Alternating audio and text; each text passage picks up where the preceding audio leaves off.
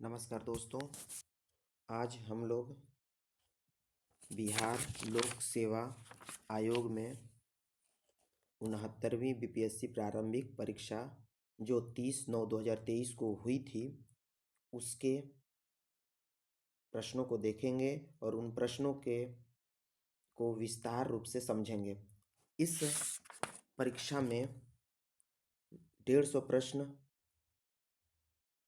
पूछे गए, जिसमें से जो इतिहास का जो प्रश्न था, इतिहास से जो प्रश्न है 28 प्रश्न आए। वहीं भूगोल से 14 प्रश्न पूछे गए। राज्य से 13 प्रश्न पूछे गए थे। अर्थव्यवस्था से 13 प्रश्न, सामाजिक विज्ञान से या सामान्य विज्ञान से 27 प्रश्न, सामान्य विज्ञान जो जनरल साइंस है उससे, गणित से 10 प्रश्न, स्पेशल बिहार से लगभग 18 प्रश्न और समसामयिक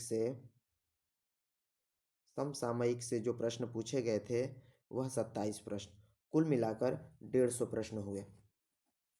तो इन सभी प्रश्नों पर हम वृहद रूप से चर्चा करेंगे और साथ में जानेंगे कि इन प्रश्नों से जो प्रश्न और भी पूछे जाएंगे उससे संबंधित हम उनके एक्सप्लेनेशन को देखेंगे। तो हम यह देखते हैं कि इसमें जो है सबसे पहले हमें महत्वपूर्ण जो अनुदेश दिए गए हैं, दिशा निर्देश, उसे पढ़ना बहुत ज़रूरी है, क्योंकि इसमें देखिए पूर्णांक 150 नंबर है और समय 2 घंटे है।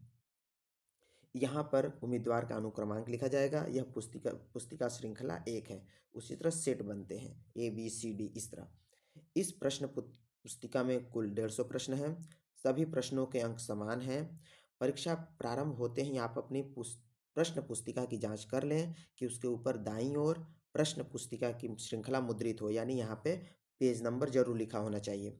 साथ में कृपया जांच लें कि पुस्तिका पे रफ कार्य हेतु 2 पृष्ठ 62 और 63 पेज नंबर जरूर दिए हों, कुल मिलाकर 64 होने चाहिए। कोई प्रश्न या पृष्ठ छिपा हुआ, कटा हुआ या दोबारा आया हुआ तो नहीं है।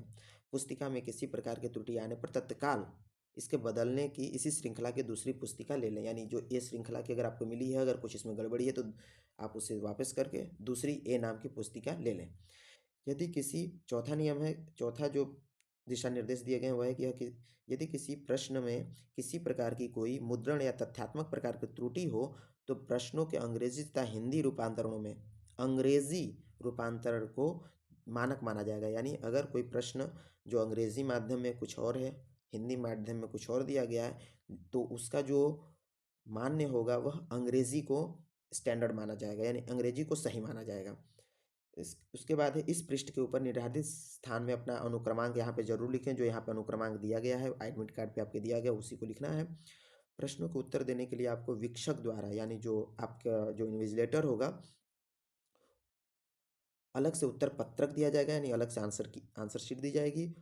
अपने उत्तर पत्रक के पृष्ठ 2 पर निर्धारित स्थान में अपना नाम, अनुक्रमांक, प्रश्न पुस्तिका श्रृंखला, अन्य विवरण अवश्य लिखें, अन्यथा आपका उत्तर पत्रक जांचा नहीं जाएगा। यानी उन सब डिटेल्स को जो आपको आंसर शीट मिलेगी उसको अच्छे से देखना है।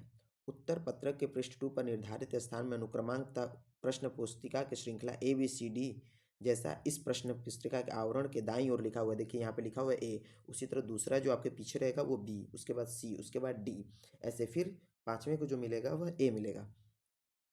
और यहाँ पे आपको काली या नीली स्याही के बाल पॉइंट पेन का ही यूज करना है, यानी आपके जेल पेन नहीं यूज करना है। निब जो होता है स्याही वाला पेन वह जो है केवल काली और नीली स्याही का, और किसी भी रंग का पेन की स्याही यूज नहीं करनी है। उत्तर प्रश्न पत्रक पर प्रश्न पुस्तिका श्रृंखला अंकित नहीं करने अथवा गलत श्रृंखला अंकित करने पर उत्तर पत्रक का सही मूल्यांकन नहीं होगा। यानी अगर आप गलत डेटा भरेंगे तो आपका पहले ही रद्द कर दी जाएगी आंसर की, आपको चेक नहीं किया जाएगा। अगला है इस पुस्तिका में सभी प्रश्न और उनके उत्तर अंग्रेजी और हिंदी में मुद्रित हैं, यानी अंग्रेजी हिंदी दोनों मीडियम में रहेगा। कोशिश करें हिंदी पढ़ें, लेकिन इंग्लिश भी एक बार ज़रूर देख लें, ताकि आपका अगर कोई कन्फ्यूज़न हो तो इंग्लिश ज़्यादा एक्यूरेट माना जाएगा। क्योंकि यहाँ पे सबसे पहले बोला गया है मानक जो होगा आपका वह क्या हो जाएगा, जो मानक है वह आपकी अंग्रेजी है, तो इस बात को विशेष ध्यान देंगे। तो अंग्रेजी के ऑप्शन पे भी जरूर ध्यान देंगे। अगला है कि अगर उत्तर पत्रक में प्रत्येक प्रश्न संख्या के सामने 4 वृत्त इस प्रकार दिए होंगे, यानी ABCD, और इन्हीं में क्या करना होगा कि आपको काली और या फिर नीली, इन दोनों स्याही से इसको अच्छे से भरना होगा। थोड़ा भी इसमें जो है बाहर ना निकले, कोशिश करें बाहर ना निकले। और एक गोले अगर भर दिए तो दूसरी बार इसको ना भरें। प्रत्येक प्रश्न के लिए केवल एक उत्तर को चुनें और उसे अपने उत्तर पत्रक में चिन्हित करें। आप उत्तर पत्रक में यदि एक प्रश्न के लिए एक से अधिक वृत्त में निशान लगाते हैं तो आपका उत्तर गलत माना जाएगा। अगर आप सोचते हो कि ए सही नहीं है, ए और बी दो गोले भर देंगे तो दोनों में से दोनों कट जाएंगे और वो आपका जीरो हो जाएगा, माइनस में चले जाएंगे आप। इस बात का ध्यान देंगे, ध्यान से भरें। उत्तर पत्रक में उत्तर को चिन्हित करने के लिए केवल काली नीली स्याही के बॉल पॉइंट का पेन का ही प्रयोग करें। किसी प्रकार का काट कूट अथवा परिवर्तन मान्य नहीं, यानी एक बार जब आपने गोला भर दिया तो मतलब भर दिया।